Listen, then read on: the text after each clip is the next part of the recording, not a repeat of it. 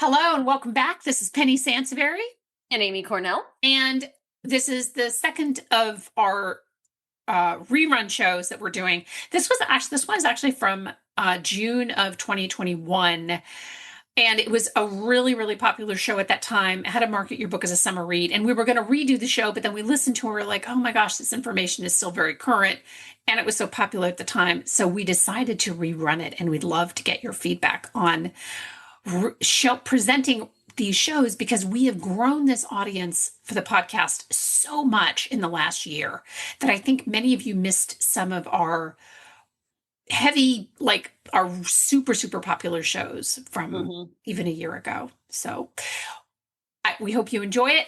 And here we go. Bye-bye. Hello and welcome back to the Book Marketing Tips and Author Success Podcast. This is Penny Sansevieri and Amy Cornell. And today we're talking about, is your book a great summer read? And Amy, this is another idea that you and I have discussed quite a bit recently, actually. Oh yeah, absolutely. I mean, I think it's hard not to. Everybody gets excited for summer, right? I know, especially this summer. And I did a blog post on this, but I felt like it was worth mentioning because authors don't often see their book as a summer read. And I think that, and then there are others who insist that their book is a summer read when it's really not.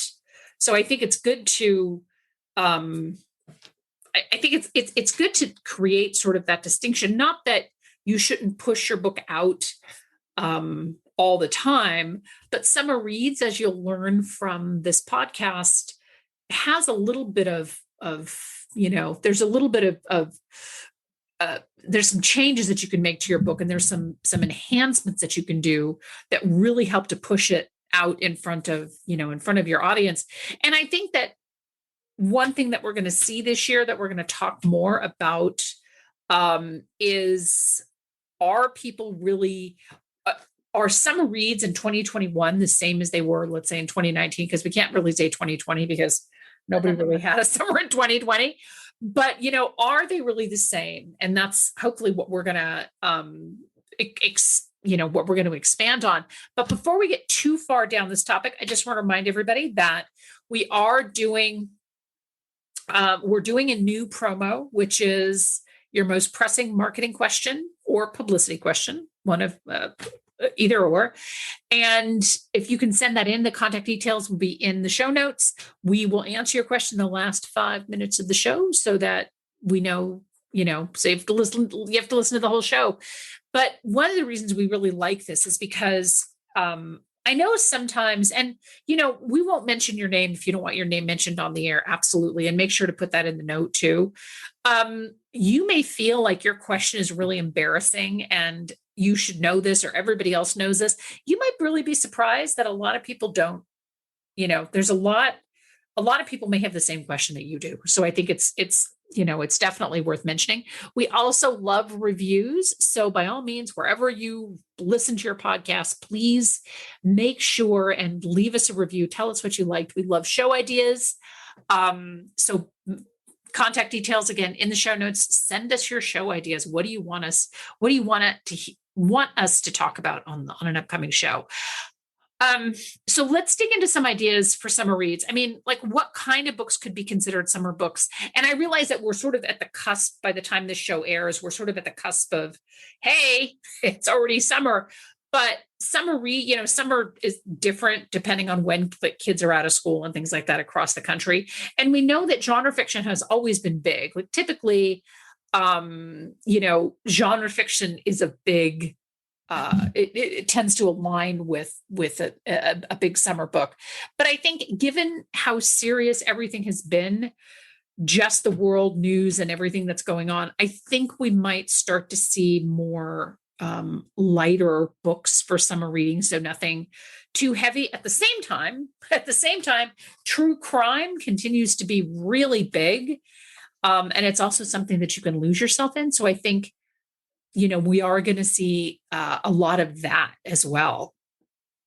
Oh yeah, the escapism factor for sure. Yeah.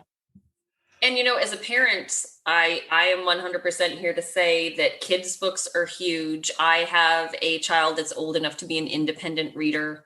So I'm always open to great books that will keep her reading this summer, that will actually engage her, keep the reading up.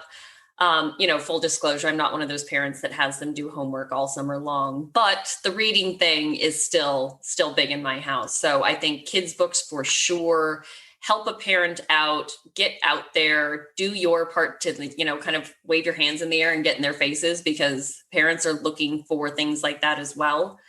And my kids also love a project and an experiment and an experience. So books that focus on activities or learning something new or trying something different are also super appealing. And a lot of adults like a summer project, Yeah. and I'll admit, I didn't have the time to jump on all of those fads of like making your own kombucha or sourdough starter or Right. because that just wasn't my life when quarantine happened and a lot of those things were happening. And I don't think I'm entirely by myself in that. So I think a lot of these maker books are also have a lot of potential to be really successful this summer as well, too. People that want to catch up on all of those things, because there are plenty of people that had a really hectic, quarantine. They weren't just sitting around with a ton of free time on their hands. So if you have one of those books, keep pushing that, because I think people are also just getting happier. It's summer, Yeah. we're getting out more. So I think everybody's just really open to a lot of positivity as well. Well, and I also think to your point that a lot of people were busy during quarantine. I mean, there's a lot of really funny memes out there about how, oh, I finished Netflix today. And granted, some people, had a lot of time on their hands.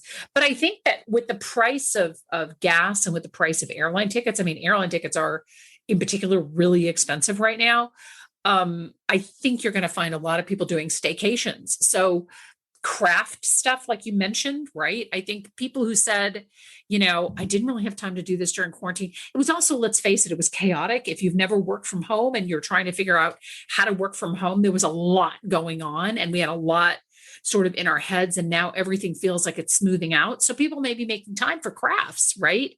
But also, in terms of staycations, exploring your own neighborhood. So if you have a book that is, I'm in San Diego, if you have a book that's all about San Diego and hidden San Diego or something like that, think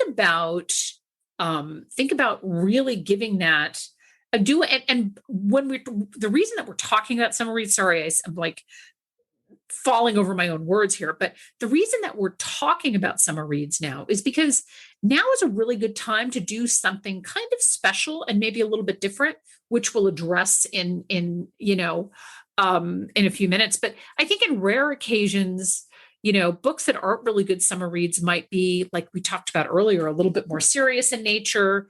I think we're sort of fatigued on politics and big name memoirs right now, because we had so many of them in 2020 in particular,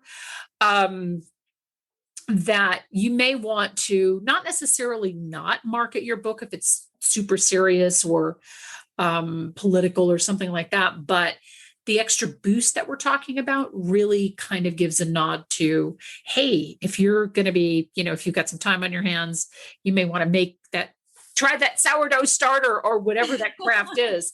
So yeah, sorry, real quick, Penny. I think you make a really good point too, because a lot of the people that come to us also are they start to get confused about where to spend their time and money.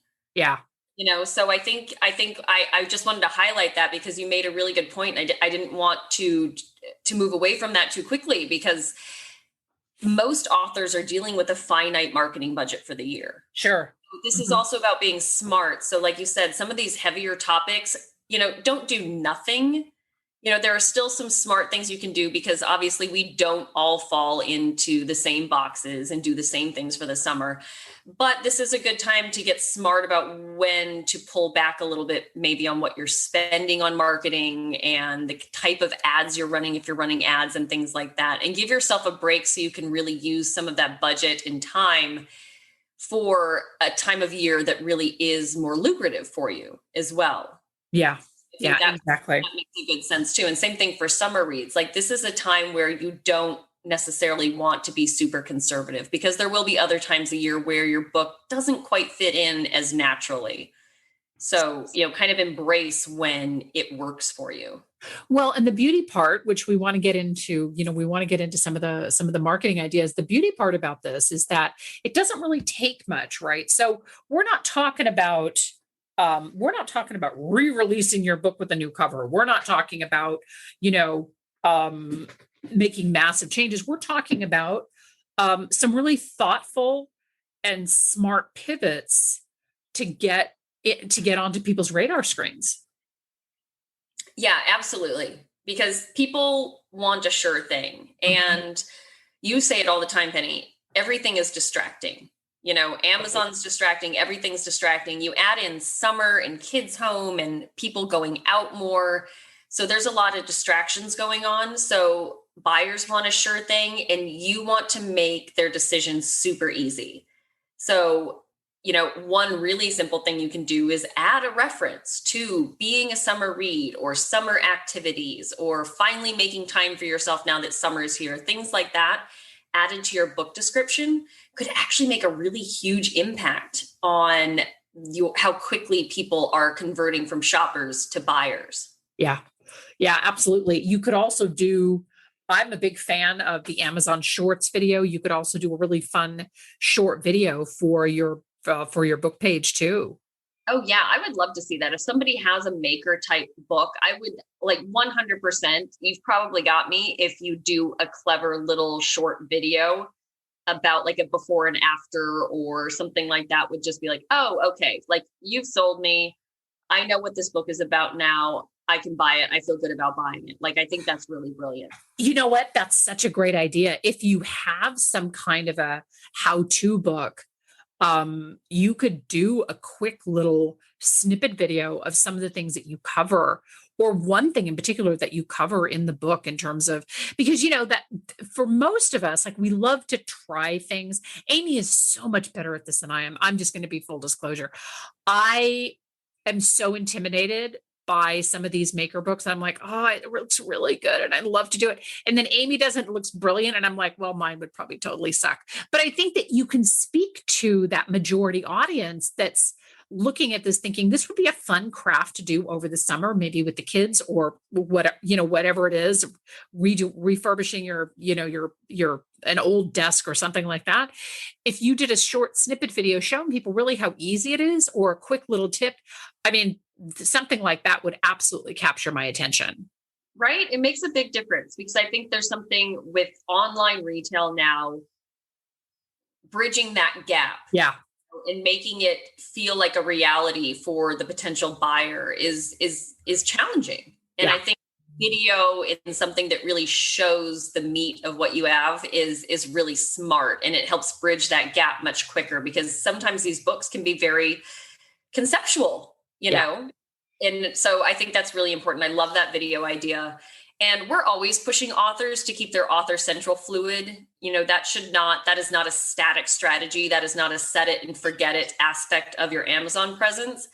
But changing seasons is a really great reason to change up what's in the back end of your author central account and capitalize on plugging in a few more of those, in this case, summertime references, but again, like, get yourself set up. This is just a good reminder that with changes of seasons, like, set up a reminder and challenge yourself to come up with a few ways your book can relate to the current season or time of year, and get into Author Central and kind of make some of those key updates, because it really does stand out, because 99.9% of authors aren't doing that. So when a buyer lands on your page and they see that you're making references to summer plans and activities, or what a great read this will be by the pool with your cocktail, those things stand out as special. And it makes potential buyers feel like they're a part of something special. And everybody wants to be special. Right, exactly. And I just want to add to this too, this really interesting stat. If Amy said the word Author Central and you think, oh, when was the last time that I looked at my Author Central account on Amazon? Author Central pages get more than 1 billion hits a year.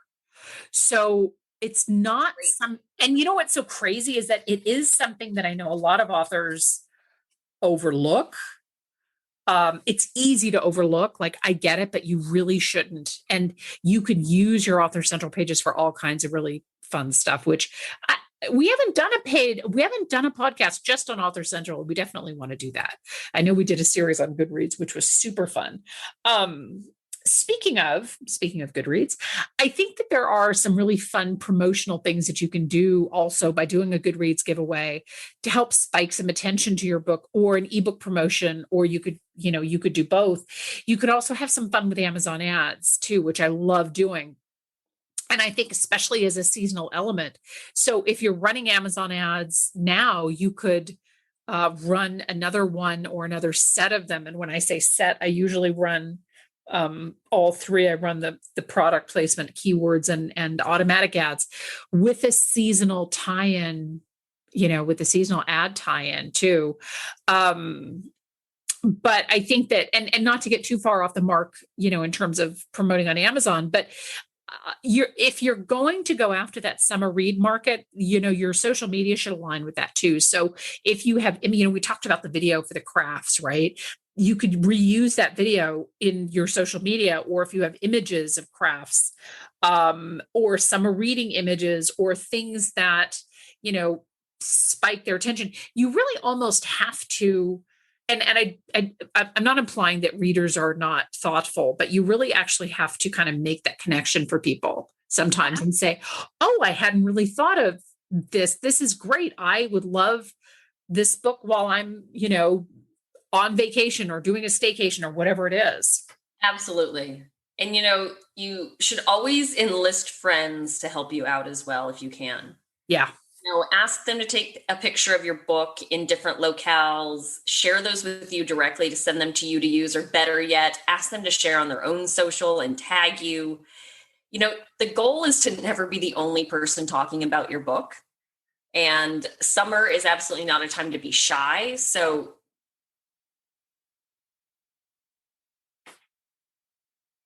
or just straight up friends and family, that's totally allowed. Ask them to share on social, ask them to post images and help you with that. Because again, just to Penny's point, you need to show it in action, essentially, that this book is already being enjoyed. Yeah. And that makes such a huge impact on somebody's decision to finally click buy. Well, and I think that, this is a good opportunity. If you have a super fan group, this is a good opportunity for, to invite them to not only share it on their social media, but also send you pictures of them reading the book. We did a really fun promo with an author that we worked with. And we asked people to submit their favorite place to read the book. And we ended up getting a lot of beachy pictures because it was a romance novel. And it was something that she used in her social media. It was so fun. So you could engage your readers to get your fans or email list or whatever, to have them send pictures and maybe offer them some kind of a prize or something. And I think that it's also important to note that whatever you implement, so we're not asking you to continually reinvent the wheel every single season, but whatever you implement for this summer reading kind of campaign, you can really duplicate for any season, right? So whether it's back to school or late summer or holiday, we just did a podcast, and I think it's probably going to run after this show. But we just did a podcast on publication dates and aligning yourself with publication date, with a particular date and how to pick it, et cetera. But once you create these set of strategies that you do for your seasonal sort of promotional boost, you could very easily replicate that for every season. Absolutely. That's so smart. The focus is different, but pretty much the strategies that really work and that resonate with people are pretty consistent. So It's reinventing why your book currently fits into readers' lives, why it's fulfilling needs, why it's answering current questions. And it's a great exercise anyway to keep yourself on top of all of your marketing, because, again, it's so easy to get off the rails here, but when you start brainstorming these, now you have new ideas and new things to pitch to bloggers as well. You know what I mean? Just all of these things. We talk about how your marketing efforts should always be supporting other efforts that you have going on. And so there's no reason to not use these ideas that you come up with in lots of different ways. Yeah. So utilize them throughout different strategies. There's no sense in wasting all of these great ideas and efforts on just a single season. Yes, that's absolutely true. And I also think that, this type of thing is not, this is not just for you newbie books out there, right? If you're listening to this and you think, well, my book is a few years old, this is not meant just for new releases. Jump on this train, because as long as your book is evergreen, meaning that your book isn't, outdated, get out there and promote it. In fact, I was teaching a class about a month ago, and an author mentioned to me that she had a book. Actually, it happened to be a sourdough starter book. And this book was, I don't know, 6 years old or something.